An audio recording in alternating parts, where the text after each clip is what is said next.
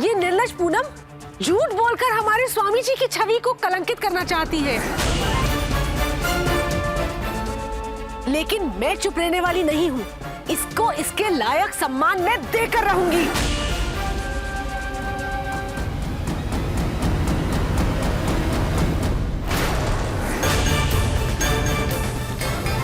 पूनम जी झूठ नहीं कह रही है, वो सच कह रही है।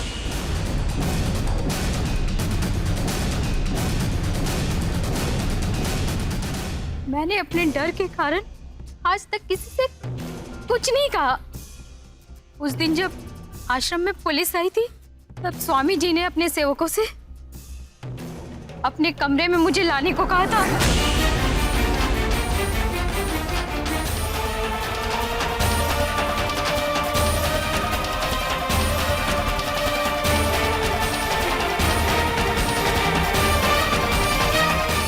आरती हमें स्वामी जी के कमरे में लेके गई। आओ विद्या, आओ।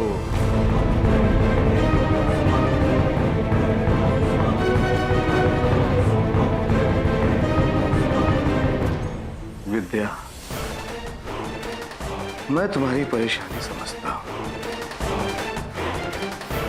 अन्या की हत्या, पुलिस, पूछताछ, इससे तुम घबरा गई। मानसिक स्थिति ठीक नहीं है। चिंता मत करो, सब ठीक हो जाएगा।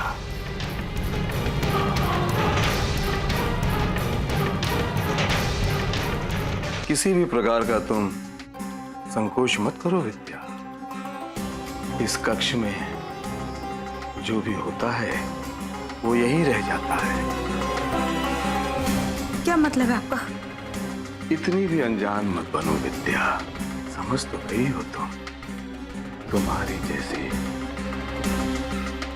खूबसूरत स्त्री मेरे आश्रम में भय के कारण घुट घुट करके जिए, मैं सहन नहीं कर सकता।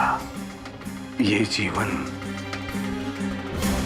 खुलकर जीने के लिए होता है विद्या। मैं हूं ना, भरोसा रखो मुझ पर।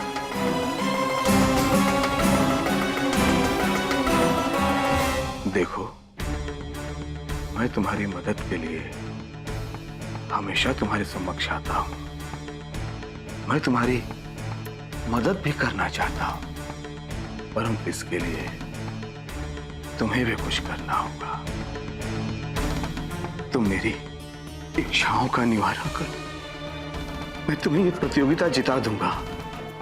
यदि ना कहोगी तो तुम्हारे जीवन में कष्ट बढ़ेंगे, इसलिए तुम सौंप दो मुझे।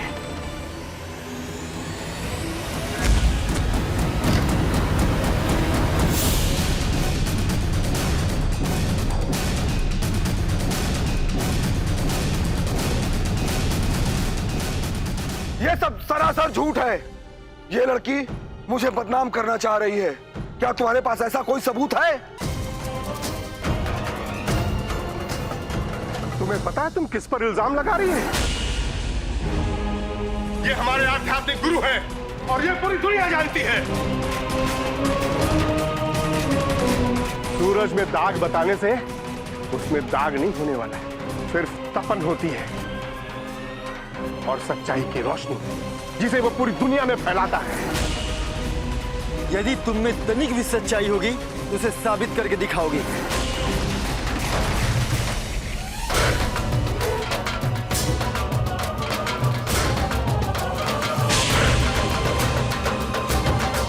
सबूत है।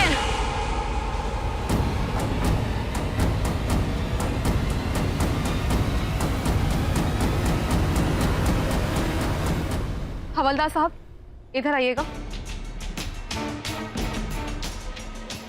दिखाइए सबको।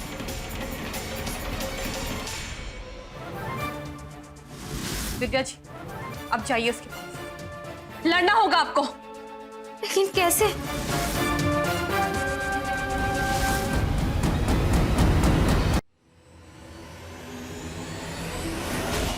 इससे पहले भी तुम्हें समझाने का प्रयास किया था मैंने। जीवन प्यारा नहीं है क्या तुम्हें? तुम्हारी भलाई इसी में है कि तुम मुझे प्रसन्न कर दो, बदले में मैं तुम्हें प्रसन्न कर दूंगा। बहुत कुछ लेकर जाओगी, सर्वगुण नंबर 1 की पदवी, 25 लाख रुपए का पुरस्कार और दुनिया में ढेर सारी प्रतिष्ठा। हम पर दया करिए स्वामी जी, हाथ जोड़ते हैं आपके आगे, हम ये सब नहीं कर सकते। तान्या जैसा हश्र होगा तुम्हारा। यही गलती की थी उसने भी, और आज देखो मैंने उसको कहां से कहां पहुंचा दिया। हमें आपका शर्त मंजूर है, लेकिन हमें थोड़ा सा समय चाहिए। अधिक समय ना तुम्हारे पास है और ना मेरे पास, इसलिए नाटक के दौरान ही तुम्हें आरती की ओर अपनी हाँ का संकेत कर देना।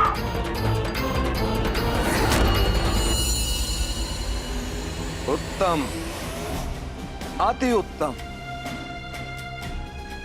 कितना अच्छा प्रमाण प्रस्तुत किया है तुम। क्या इससे इस बात की पुष्टि होती है कि जो तुम दिखा रही हो वो आदमी मैं हूं?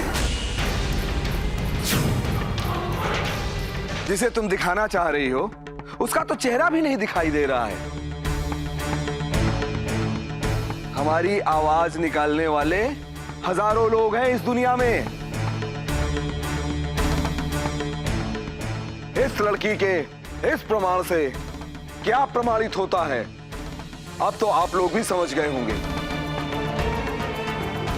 आप लोगों की दृष्टि में मेरी छवि खराब करने के लिए इस लड़की ने षड्यंत्र खेला है, और ये फिल्म जो इसने दिखाया ये स्वयं ही इसके षड्यंत्र का प्रमाण है।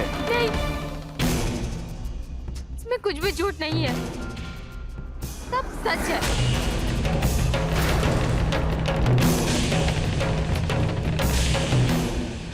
स्क्रीन में जो आदमी दिख रहा है वो कोई नहीं, स्वामी जी हैं।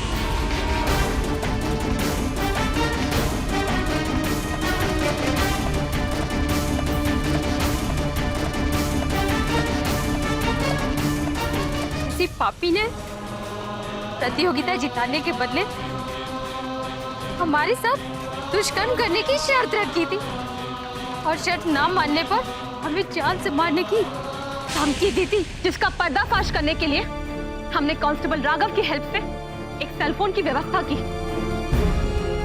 और उसमें इसके शर्मनाक प्रपोजल को रिकॉर्ड करवाया। अगर आप सबको हम पर यकीन नहीं होता तो आप आरती जी से पूछ लीजिए, ये आपको बताएंगे कि कौन सच बोल रहा है और कौन झूठ, क्योंकि इनके साथ ये भी इन्वॉल्व है।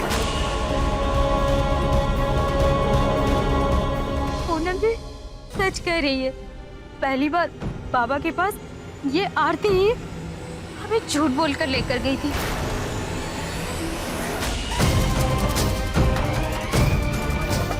आरती, वक्त आ गया है कि तुम अपने झूठ के सच को स्वीकार कर लो और इस बाबा की सच्चाई सबको बता दो। चलो बताओ सबको।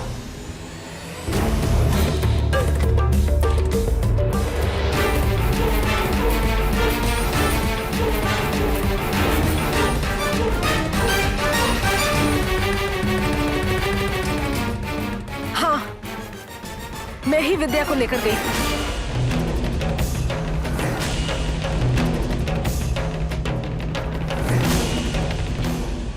लेकिन स्वामी जी के पास नहीं, किसी और के पास, उस इंसान के पास जिसने मुझसे ये सब करवाया और जिसने विद्या के सामने ये सब शर्तें रखी। तुम जानना चाहती हो वो कौन था? वो इंसान है सागर मल्होत्रा। सागर मल्होत्रा।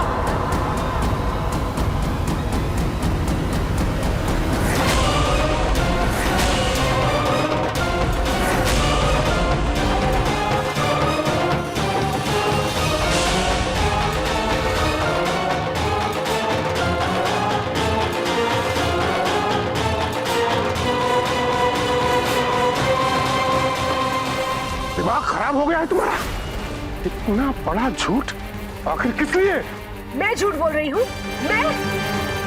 अंबिका जी, बताइए इन सबको, क्या आपने इनको छिपते छिपाते तान्या के पीछे जाते नहीं देखा? इतना ही नहीं सागर साहब, अंबिका जी ने तो आपको चुप चुप के विद्या से बात करते भी देखा है। सिर्फ इस वजह से ये सब मेरा किया धरा हो गया। मुझे इस बात का शक था कि इस आश्रम में कहीं न कहीं कुछ तो गड़बड़ जरूर चल रहा है। सिर्फ उसी का पता लगाने के लिए मैंने 2 बार तान्या का पूछा और पूनम की तरह मैं भी सच्चाई का पता लगाने की कोशिश कर रहा था। और यही वजह थी कि इन सब में मेरा भी कुछ इन्वॉल्वमेंट है। और दोबारा अगर तुमने ऐसी बात कही, बार बार बोलूंगी, क्योंकि यही सच है। मुझे जितनी बार जरूरत पड़ेगी ये सच मैं बार बार बोलूंगी। आरती सही कह रही है, इस आदमी ने कभी मेरी बातों पर विश्वास नहीं किया।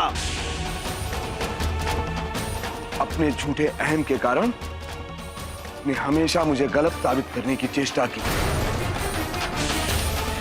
और आज मेरे इस आश्रम में पहले इस सारी बुराई की जड़ यही आदमी है।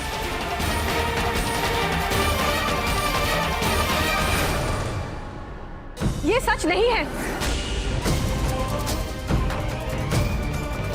आरती सागर जी पर झूठा इल्जाम लगा रही है। अच्छा, अब आरती झूठ बोल रही है? अभी तो तुमने कहा कि आरती सच बताओ।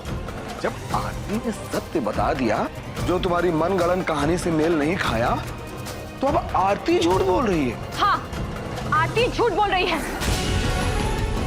और तुम भी। अपने सर का बोझ हल्का करने के लिए तुम दोनों मिलकर सारा इल्जाम सागर जी पर लाद रहे हो। हमें भी पहले सागर जी पर ही डाउट था, लेकिन हमारा शक तब दूर हुआ जब विद्या जी ने हमें सच्चाई बताई स्वामी जी के बारे में। सच? कौन सा सच? और ये क्या बताएगी मेरा सच? इसका सच तो मेरे सीने में छुपा हुआ है, जो मैं आज आप लोगों को बताने के लिए विवश हो गया।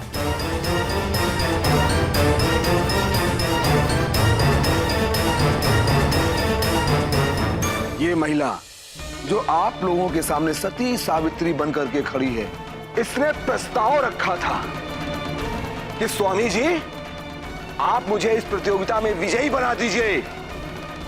मैं सब कुछ करने के लिए तैयार हूं।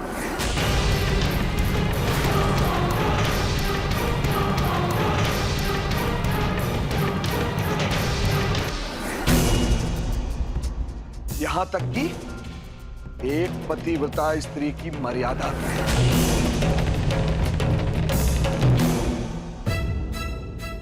मैंने अपने ब्रह्मचर्य की कैसे रक्षा की है वो मैं जानता हूं। ए बाबा, अगर गरम तवे पर नंगे पैर रखकर भी बोलेगा ना, तो भी मैं विश्वास नहीं करूंगा। वो मेरी पत्नी है और वो कभी झूठ नहीं बोलती। वो ऐसा कुछ नहीं कर सकती। क्षमा करना बच्चा, तुम अपनी पत्नी के बारे में अभी कुछ नहीं जानते।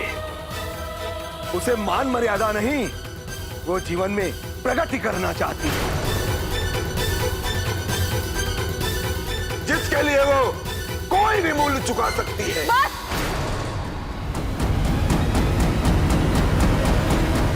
बहुत हो गया तुम्हारा नाटक और बहुत हो गया तुम्हारा बकवास। हम सब यहाँ बेवकूफ बैठे हैं। अगर विद्या जी तुम्हारे पास आई थी तो तुमने इसके बारे में हमें पहले क्यों नहीं बताया?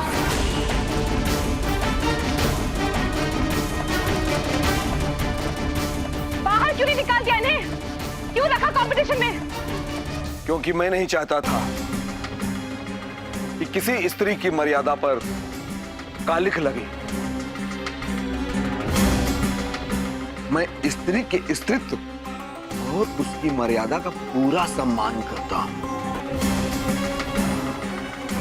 और जहां तक मेरा वश चले मैं उसकी रक्षा करता हूं। तो जनता जनार्दन, सत्य और गलत का निर्णय अब आपके हाथों करना है। एक तरफ मैं हूं और एक तरफ इन लोगों के लांछन। अब आप लोग स्वयं तय कीजिए कि सत्य कौन बोल रहा है और असत्य कौन। यदि आप लोगों की दृष्टि में मैं दोषी पाया जाता हूं तो आप लोगों की अदालत में मैं दंड पाने के लिए तैयार हूं। आप लोग अपना निर्णय सुनाने से पहले यह ध्यान रखिएगा, जो ये निर्लज्ज लड़की स्वामी ओमकार का अपमान करने का साहस कर सकती है, जो किसी भी महिला को समझा बुझाकर किसी दूसरे पुरुष के पास भेज सकती है, तो फिर खुद ही आप अंदाजा लगा सकते हैं कि इस लड़की का चरित्र कैसा होगा।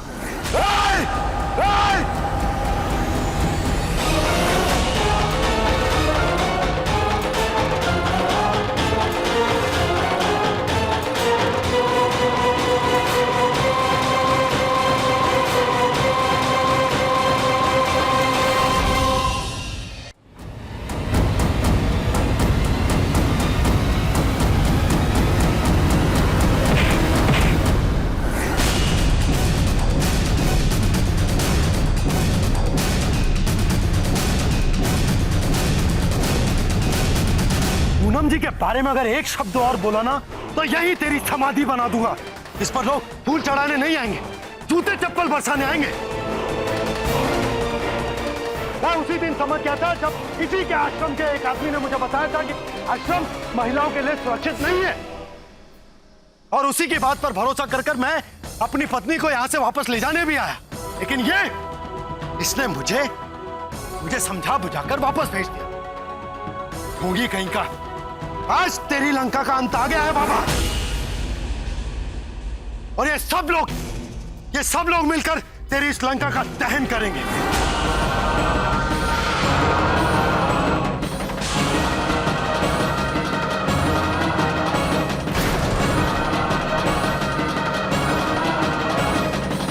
देख रहे हैं भक्तों, एक तरफ पत्नी झूठा आरोप लगा रही है और दूसरी तरफ उसका पति इस तरह मार रहा है। क्या इस देश में यही सम्मान रह गया है संतों का? Shut up, just shut up. संत कहलाना तो दूर, संत शब्द बोलने के भी लायक नहीं हो तुम।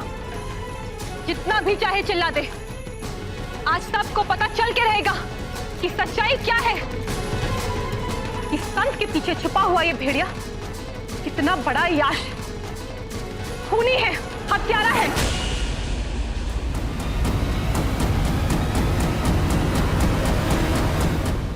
Yes, you are a bloody murderer. तुमने तानिया का खून किया है।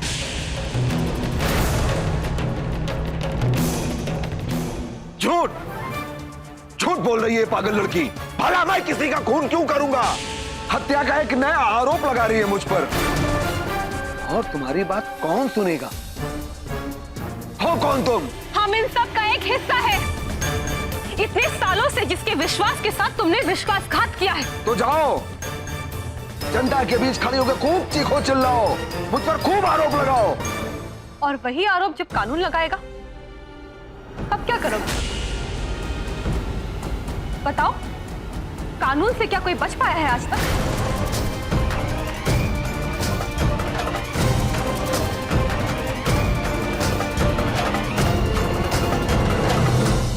पूनम ये सब क्या कर रही है माँ जी? अच्छाई का झंडा लहराने के चक्कर में कहीं ये हम सब लोगों की नाक ना कटा दे। मुझे तो समझ में नहीं आ रहा कि इसे इतनी होशियारी दिखाने की क्या जरूरत है। जब तक दूसरों के मामले में टांग ना अड़ाए, इसका खाना हजम नहीं होता। मुझे लगता है पूनम आज उस बाबा का तख्ता पलट करके रहेगी। कानून? तुम मुझे कानून सिखा रही हो?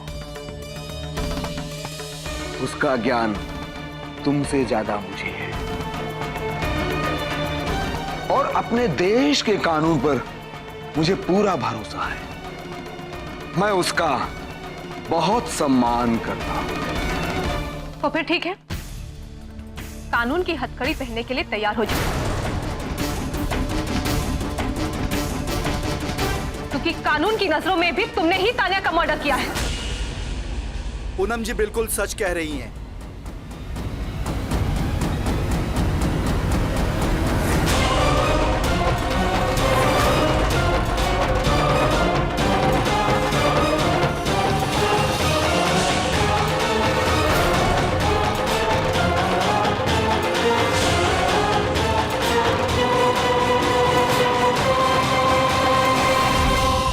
तो कुछ समझ में ही नहीं आ रहा है। आखिर पूनम को क्या जरूरत थी इस झमेले में पड़ने की? वो इसलिए कि पूनम किसी के खिलाफ अन्याय बर्दाश्त नहीं कर सकती, इसीलिए वो इतना हिम्मत दिखा रही है। और तुम पहले तो ऐसी जगह उसको भेजती हो और फिर कहती हो कि ये क्या कर रही है। ये है तुम्हारा वो ढोंगी साधु महात्मा जिसकी इतने दिनों से तुम भक्त बनी हुई।